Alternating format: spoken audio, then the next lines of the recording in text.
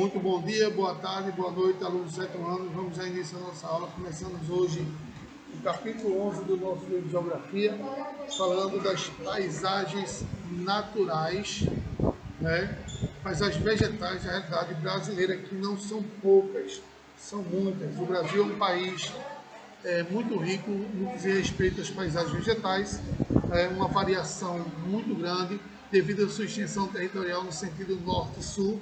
Eu vou ter praticamente 6 tipos de biomas vegetais no Brasil, em virtude da sua climatologia predominantemente tropical, com temperaturas elevadas e chuvas abundantes em grande parte do território. O país apresenta uma cobertura vegetal de intenso verde, com formações vegetais que apresentam uma grande variedade de espécies de árvores muito próximas umas das outras. Apenas nas áreas foram registradas nos trópicos, como os estados do Rio Grande do Sul, Santa Catarina e Paraná, além do extremo sul do estado de São Paulo, Mato Grosso do Sul, onde o clima apresenta temperaturas mais baixas, a formação vegetal é menos verde e mais aberta. Apenas uma formação vegetal no nosso território apresenta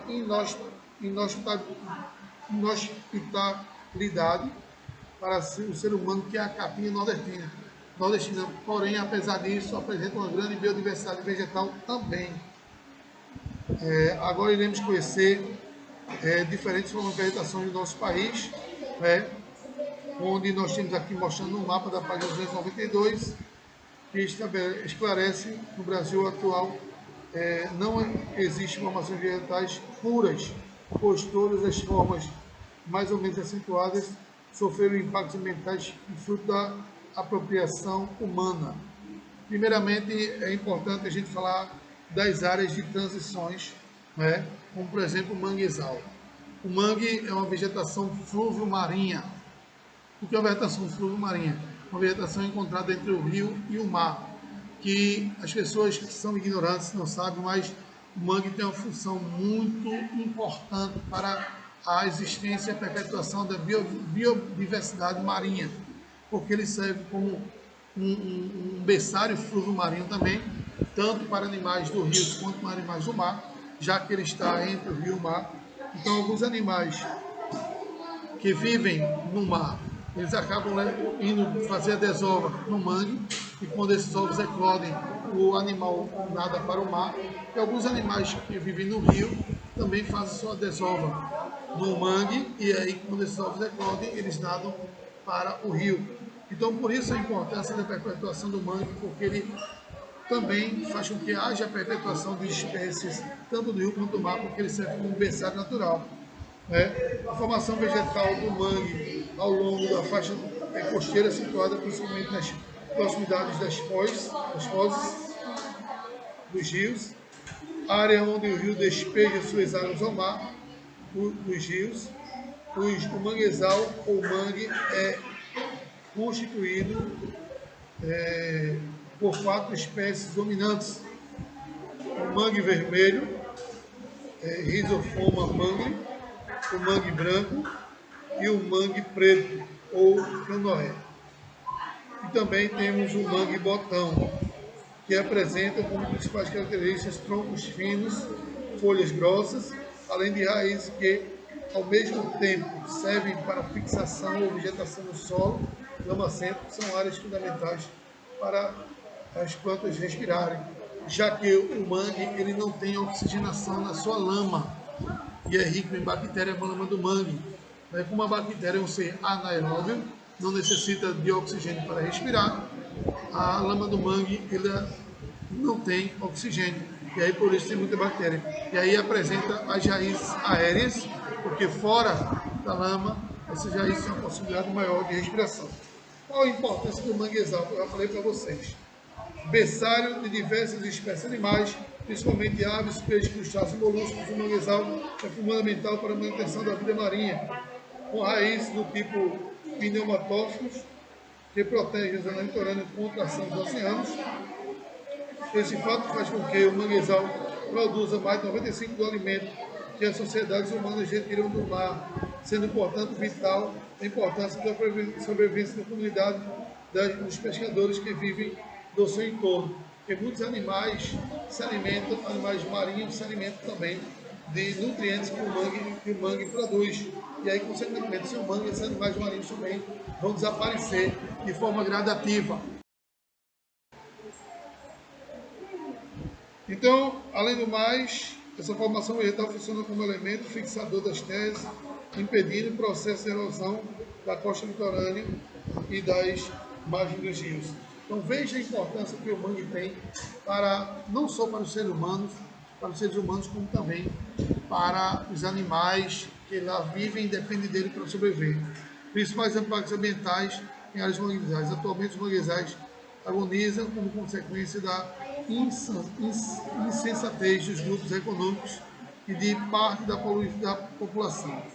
Por sua vez, é necessário de uma parte significativa da população acarretou a drenagem de diversas áreas dessas formações vegetais ao longo do litoral brasileiro. O ataque aos manguezais vão desde o corte de sua vegetação e a utilização de sua madeira para a produção de carvão até a utilização das grandes cidades para, como mostra na imagem, passando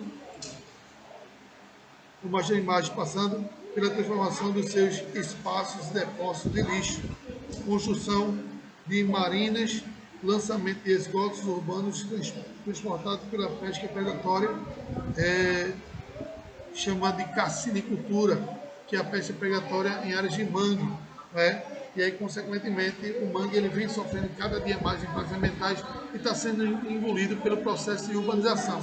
Nós tivemos uma pessoa de grande representação cultural com relação ao nosso mangue e uma pessoa extremamente ferrenha com relação à guerra para a não destruição do mangue, que foi o nosso cantor Chico Sainz, que no início dos anos 90 surge na cidade de Recife, um movimento musical denominado com as bandas Chico Sainz, Nação Zumbi e Mundo Livre S.A., que mesclam vários gêneros musicais, como rap e várias vertentes eletrônicas do rock neopsicodélico inglês, aos gêneros tradicionais da música em Pernambuco, maracatu, coco, ciranda, caboclinho, etc. Principalmente denominado de mangue beat. O termo beat se refere à unidade memória dos compositores. O princípio manifesto do movimento Caranguejos com Cérebro foi escrito pelo ex-punk Fred 04 do Mundo Livre, e Renato L. publicou em 1992 a imprensa local. Então, Chico Sainz foi um dos principais representantes do Mangue Beats, que infelizmente acabou morrendo em frente à Escola de Marinheiro aqui em Olinda, no acidente terrível de automóvel, que um ano antes um amigo meu também faleceu da mesma forma, no mesmo local que Chico Sainz também faleceu.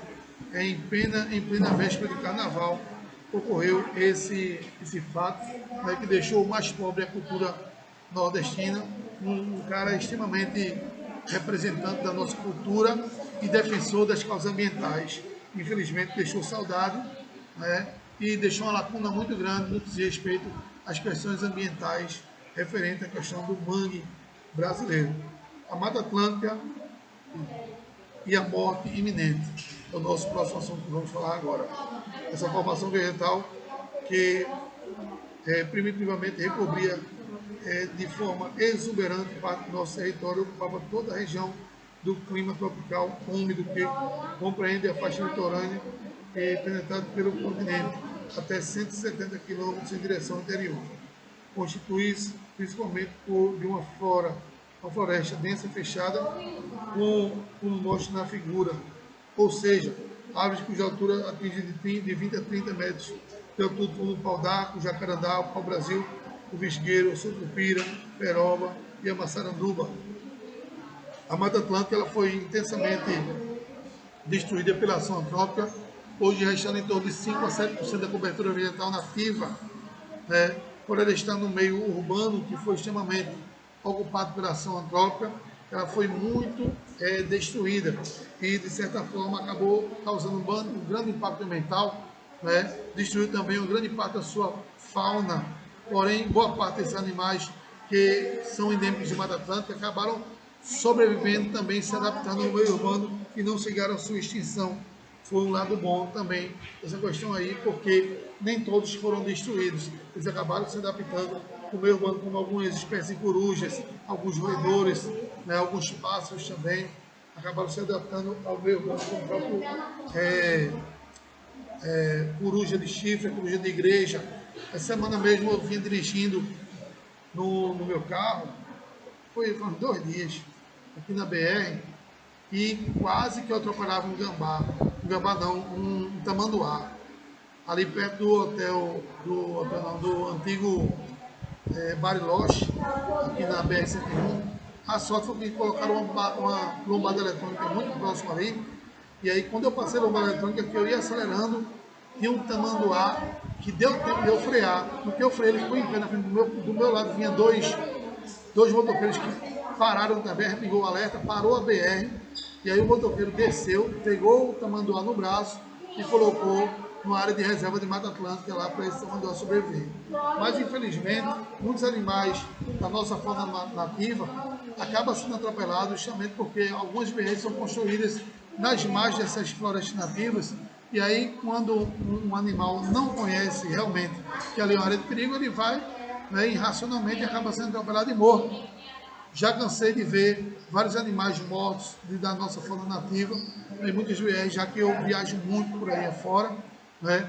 E aí, consequentemente, acaba tendo esse impacto ambiental que é ocasionado por conta justamente dessas construções de rodovias próximas às áreas de florestas nativas. Principais impactos ambientais na área de Mata Atlântica, quando nós referimos a Mata Atlântica, estamos falando em uma das formações vegetais mais depredadas da história do Brasil. Desde 1500, quando começou a conquista da nossa terra, a Mata Atlântica foi progressivamente desaparecendo, tornando apenas algumas áreas descontínuas de preservação ambiental.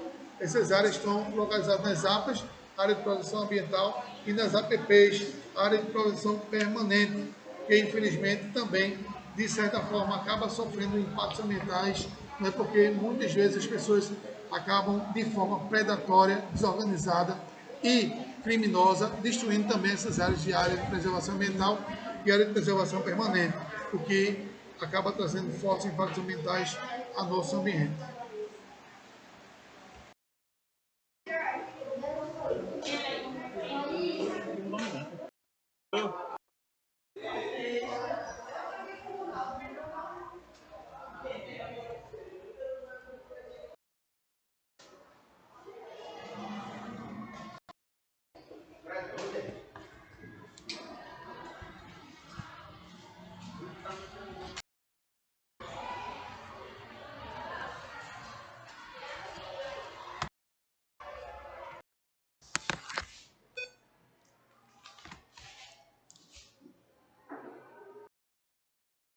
Então é isso, querido. A nossa Mata Atlântica, ela sofreu esse forte impacto, né? Hoje, em torno de 5 a 7% da cobertura vegetal nativa é o que existe apenas de nossa Mata Atlântica, mas a biodiversidade ainda é gigantesca. Então vamos procurar cuidar um pouco mais no nosso ambiente, né? Procurar tentar perpetuar nossas gerações futuras, organizando o nosso ambiente da melhor forma possível, sem destruir nossa Mata Atlântica. A Mata Atlântica ela é tão importante para a existência dos seres humanos, tão importante para a regulação da temperatura do nosso meio ambiente, tão importante também para a perpetuação das espécies animais, não é? E aí, já que os nossos governantes não têm pulso firme para melhorar a situação da nossa Mata Atlântica, diminuindo essa questão do desmatamento, né? Vamos fazer a nossa parte, porque cada um fazendo a sua parte, né? Nós teremos um futuro bem melhor para os nossos filhos, para os filhos de vocês, não é? Para os filhos dos filhos de vocês, e que o mundo seja e viva sempre em harmonia entre homem e natureza. Vou falar um pouco agora sobre a caatinga, não é? É uma palavra de origem indígena, de origem tupi-guarani, que quer dizer Mata Branca. Por que Mata Branca, né? Porque os índios, antigamente, ao adentrar na área de sertão nordestino, observava aquela vegetação monótona de cor cinza esbranquiçada e passou a chamá-la de caatinga. A caatinga, apesar de viver e existir no sertão nordestino, é um bioma riquíssimo, tanto em espécies vegetais como em espécies animais. Quando eu me refiro a espécies animais, eu me refiro aí a roedores, a répteis, né, que existem naquela região. A caatinga é um bioma exclusivamente brasileiro, um bioma endêmico do Brasil. Você nunca vai encontrar uma caatinga fora do Brasil. Ela apresenta uma folhagem do tipo, uma vegetação do tipo xerófila ou xerófita, ou seja, uma vegetação que ela não tem folhagem, acumula água em seu caule e é coberta por espinhos, como a vegetação da família das cactáceas, essa tipo xerófila ou xerófita. E também vai haver uma vegetação caducifólia. O que é vegetação caducifólia? Caducifólia caduca ou decídua. É aquela vegetação que perde a folhagem no período de estiagem prolongada, recuperando-a quando vem a chuva. É uma vegetação típica da caatinga. Quando você chega no meio da caatinga nordestina durante o verão, você vai ver aquela vegetação toda seca, retorcida, e pensa que a vegetação está morta, mas não está não. Ela está vivíssima, ela é muito sensitível ao sinal. Ela deixa a folhagem cair quando vem a estiagem prolongada, e aí basta cair as primeiras gotas de chuva no inverno, que ela volta a recuperar aquele verde exuberante, que de caatinga não tem nada, viu? A vegetação do sertão nordestino, ela é muito cheirosa. Cheirosa porque boa parte é composta por herbáceas, uma grande quantidade de ervas que inala um cheiro no ar incrível. Quem vai à caatinga nordestina e faz trilha naquela vegetação, vai notar um cheiro no ar inconfundível, de tão cheiroso que é o ambiente de caatinga, porque é um ambiente natural que infelizmente foi tocado pelo homem, mas que ainda sobrou resquícios, de uma vegetação que exala natureza e exala felicidade, que é o ambiente da caatinga, não é? Então a caatinga é um ambiente extremamente rico, apresenta como características árvores com troncos grossos, galhos retorcidos, casca grossa, presença de espinhos, folhas com uma fina pelagem sobre essa folhagem, acumula água em seu caule, mas que sobrevive a longos períodos de estiagem prolongada. A caatinga é uma vegetação extremamente importante, mas que foi destruída em boa parte pela exploração da madeira, justamente para a fabricação de carvão vegetal. De uma beleza ao mesmo tempo generosa e agressiva, constitui por uma vegetação rala, rasteira, espinhenta, onde predominam arbustos e cactáceas, como o mandacaru, xique-xique, o facheiro, a cora de frade, a jurema, o quipá, o faveleiro, o peão bravo, o umburama e o juazeiro. São plantas típicas da caatinga nordestina. A caatinga é uma formação vegetal encontrada nas áreas subúmidas do agreste e na maior parte do sertão árido. É também uma área de transição entre a Mata Atlântica e a floresta amazônica. O seu nome é de origem de língua nativa tupi, significa Mata Branca. A caatinga constitui-se numa única função vegetal exclusivamente brasileira. Então, é um bioma endêmico brasileiro, não vai encontrar em lugar do mundo nenhum a formação da caatinga. É comum julgar a caatinga frágil em função do porte parte do acanhado dos seus vegetais. No entanto, apesar de frágil equilíbrio, esse bioma apresenta uma perfeita adaptação e a resistência dos rigores do clima semiárido. Seus arbustos perdem todas as folhas durante a estação seca, que podem durar anos, para preservar a umidade, dando um aspecto de queimado. E ao longo do seu demorado processo de adaptação, a presença dos espinhos ou caules impede a perca da água por evapotranspiração. Contudo, durante o curto período chuvoso, a caatinga revela-se um verde exuberante, exalando frescor e odores agradáveis. Então, como eu falei para vocês, é um verdadeiro espetáculo da natureza, a caatinga nordestina. Principais impactos ambientais da área de caatinga. Ao olhar uma imagem da caatinga, será que você é capaz de identificar o quanto a depredação dessa formação vegetal sofreu? Se você ficou em dúvida, não se preocupe, você não é o único, e não observar o tamanho da agonia que essa vegetação vem passando.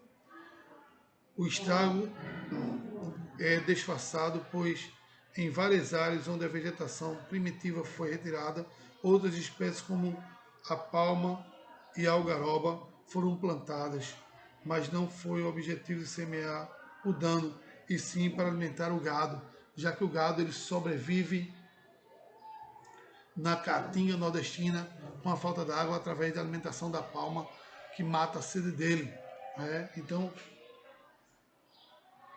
muitos pecuaristas destroem áreas de caatinga para plantar a palma, para fazer com que o seu gado sobreviva. E aí, consequentemente, ele vai arrancar dinheiro futuro do gado através da matança do animal, o abate do animal para vender a carne em feiras livres. E isso é a lei da selva imposta pelo homem, infelizmente. Nesse processo de destruição, nem mesmo a aparente agressividade da caatinga ou das 200 da seca do clima semiárido foram suficientes para preservar essa formação vegetal da predação humana.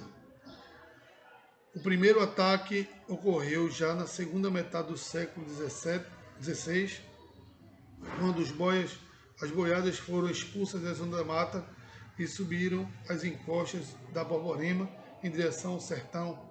Nesse momento, uma fração da caatinga foi tombada para o levantamento de pequenos núcleos populares. Talvez você viva em uma cidade que surgiu por conta dessa ação. Realmente, se a gente vivesse no sertão nordestino, algumas cidades acabaram surgindo por conta da pega do boi, digamos assim, no sertão nordestino. Foi aí também que foram criadas as vaquejadas. Existia um vaqueiro muito conhecido, que foi um dos precursores dessa pega do boi, chamado Raimundo Jacó, que inclusive todo ano existe uma missa do vaqueiro em Serrita, que ele sempre é homenageado nessa missa. Antigamente o gado era solto, criado solto na caatinga, selvagemente, e aí no final do dia os vaqueiros iam atrás da boiada e alguns acabavam se desgarrando, e aí por dentro da caatinga espinhenta, e esses vaqueiros usando o gibão de couro, a prova de espinhos grandes, usando o chapéu, adentravam na caatinga com o cavalo, ia atrás do gado até derrubá-lo pelo rabo. E aí capturava e trazia o gado de novo para a manada de boi. E daí deu-se início à vaquejada, que hoje não é mais a vaquejada que nós tínhamos na década de 80, início da década de 90. Hoje mais a vaquejada criada justamente por conta dos shows que se tem de bandas de forró. Mas antigamente eu sou da época da vaquejada raiz, onde a gente ia para realmente assistir a vaquejada. Já fui muito no Parque J. Galdino, em Surubim, no parque aqui de Carpina, que eu esqueci o nome também, tem um Parque Sovaca em Cabaru, ia muito para assistir a vaquejada. Depois criou-se um comércio muito grande com relação à vaquejada. E hoje, alguns deputados brigam por acabar com a vaquejada porque dizem que é uma agressão ao gado. Mas só que esse gado que participa da vaquejada, ele vai de todo jeito, vai para o abate. E é uma cultura que não pode ser destruída. Né? Eu realmente defendo a vaquejada, né? E porque é uma questão cultural. Né? Hoje em dia as pessoas estão muito cheias de mimimi para determinadas coisas. Eu defendo a vaquejada ferramenta porque eu fui criado nesse meio. Fui criado no meio interiorano, até meus 19, 20 anos. Eu era um cara extremamente rural e me tornei cosmopolita, infelizmente, por ter vindo viver intensamente no meio urbano, por conta das necessidades financeiras que a gente tem que trabalhar para se sustentar. E, infelizmente, no meio rural não tem essa condição. Mas eu ainda tenho fé em Deus que um dia eu vou ter uma terrinha no interior para viver lá, criando o meu gado, criando minha galinha, criando meu porco, minha cabra e viver de forma tranquila. Eu espero que o interior, as cidades mais atrasadas sejam preservadas, não se acabe, essa urbanização não se estenda cada vez mais para o interior. Porque Carpina hoje em dia é praticamente uma região metropolitana de Recife, de tal qual ao seu desenvolvimento. Em 1984, quando a gente ia para Carpina, quando chegava em Camaragibe, a gente já estava num ambiente rural, porque existia uma grande quantidade de plantação de cana-de-açúcar em ambos os lados. Nós já tínhamos esse progresso que nós tínhamos hoje na área ali de Camaragibe, de São Lourenço, de Paudalho e Carpina.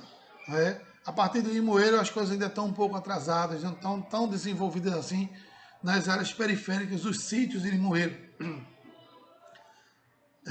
E dali por diante ainda se configura como interior e não como a região metropolitana de Recife. Mas Carpina se desenvolveu demais e aí acabou causando esse impacto ambiental. A importância da mata da araucária, que nós vamos falar agora, a mata da araucária é a vegetação típica do sul do Brasil. Vegetação com folhas aciculifoliadas, ou seja, em forma de agulha, para sobreviver ao tempo frio rigoroso existente na região sul do Brasil. A araucária ela foi fortemente impactada e retirada por conta do seu potencial em termos de produção de celulose e papel. E aí muita gente acabou retirando essa mata de araucária angustifolia, com folhas em formas de agulha, para evitar o contato com o ar frio. Essa mata de araucária hoje restou em torno de 1%, de 2 a 1% da cobertura vegetal nativa no sul do país.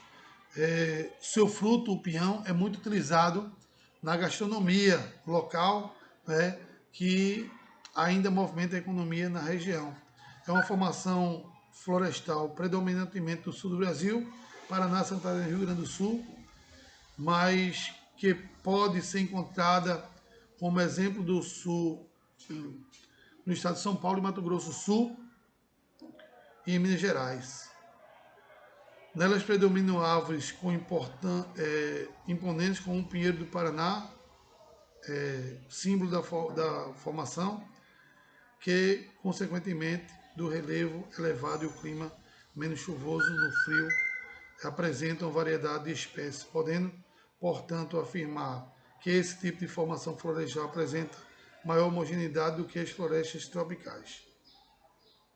Então, a depredação e o aproveitamento econômico, a localização das áreas chapadas e planaltos à bacia do Paraná e o regime serrano do sul em formação florestal foi o espaço de colonização europeia introduzida no Brasil, fato que provocou uma derrubada consequente à utilização para a construção de moradias e de imóveis.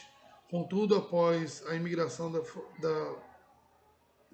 essa floresta, por possuir uma madeira mole e fácil manuseio, passou a ser largamente utilizada na fabricação de engradados, móveis, além do emprego da produção de papel na construção civil, como eu falei para vocês, acarretando o desaparecimento de aproximadamente 98% da cobertura vegetação nativa, sobrando cerca de 2%.